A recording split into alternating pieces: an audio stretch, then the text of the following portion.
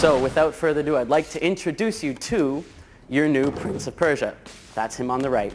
And his lovely accomplice, Elika. I think it's I'm going to start talking today about Elika. I've said a lot about her in the past. I talked about her at UB Days and in some previews in the past. But now you get to see her in action. I said that Elika never gets in the way. And you see she doesn't get in the way. I said she never dies. She never falls behind. You can see she's always on your tail. And I said that she is there to make you, the player, feel cool.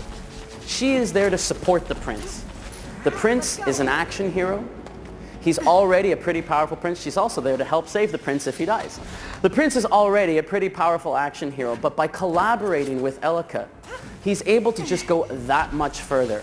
She saves him if he dies. She helps point the way through the world to make sure he doesn't get lost. You'll see that in a couple of minutes. She helps him go further, go faster, and just make sure that what was already a pretty fantastic action hero is now that much cooler. So Prince of Persia is no longer a linear game. We've taken the player out of the linear Prince of Persia experience that you saw from the past trilogy into a world where they are in charge. They get to decide where they want to go. Now, Tama, if you can just look around a little bit here and show them the left, show them the right, show them back, show them forward. Those are all possible paths for the player to take. And depending on the path that you take, gameplay is going to evolve differently and the story is going to evolve differently. So no two players are going to have exactly the same gameplay experience. And hopefully it will lend itself very well to replayability. Now for the sake of this demo, we followed a certain path, but before we could complete it, we are interrupted by the hunter, which leads me into the third point, combat.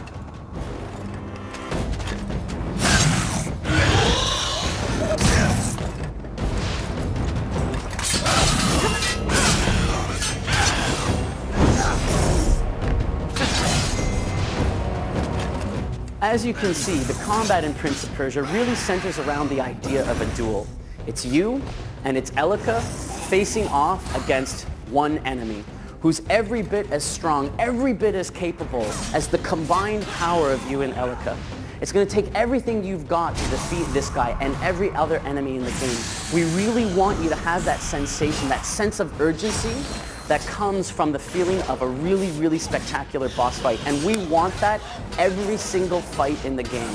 We want the camera really close, so you get those really cool dramatic shots. We want to make sure that you and Elika have the opportunity for some spectacular, collaborative, acrobatic combat against this enemy. And choosing to do this dual-type fight has allowed us to do exactly that. Now, Tama, obviously being the designer of this system, is very good and managed to make short work of our friend the hunter, and he's run away. Acrobatic flow is very important in Prince of Persia. In the previous trilogy, if you were a very talented player, a hardcore player if you will, you were able to pull off some incredible acrobatic sequences. But if you're a more casual player, shall we say, perhaps just getting used to the Prince of Persia franchise, there was a lot of stop and go. Jump, die. Jump, wall run, die. Jump, wall run, pull, die. And that's not really the rhythm that we want. We want all players, casual, hardcore, whatever, to have that sense of accomplishment that comes from just flowing through the world and hitting every single move just seamlessly, while at the same time making sure that those really advanced players have lots of opportunities to explore different pathways, maybe find some shortcuts, maybe string together a couple of moves that the casual players hadn't thought of. You're going to find acrobatics in Prince of Persia a real change from the acrobatics that you were used to in Sands of Time, but an improvement. You're going to be able to pull off those acrobatic combos that sort of even just the best players were able to do in the previous Prince of Persia games. You saw one of the creatures here sort of reach out and try and drown the prince, try and kill him. And before the prince could die, Elika reached out, grabbed his hand, and pulled him back to a safe platform. We call this move the Save Me. The point of the Save Me is to make sure that you, the player, feel frustration a little bit from dying. You know that you've just died, you tried to pull off an acrobatic move and you failed.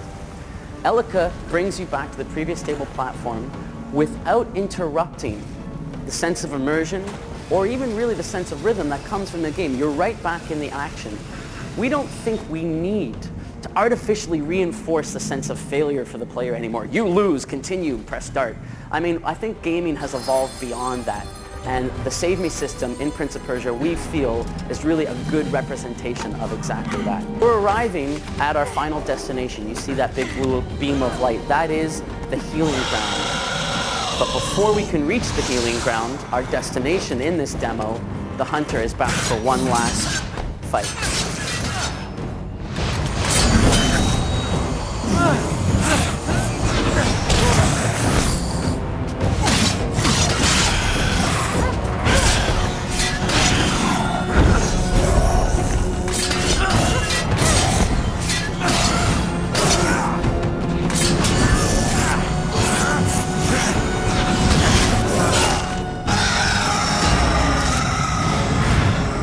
It's quiet. We should hurry, before he comes back. Back?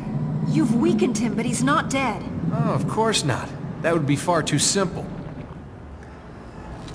So now Elika is going to use her magical power to drive the corruption out of this world.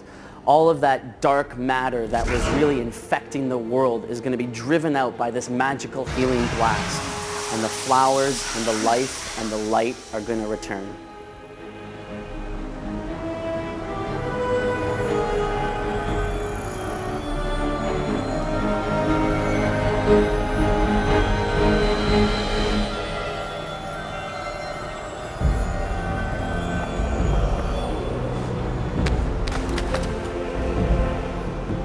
Do you want to rest?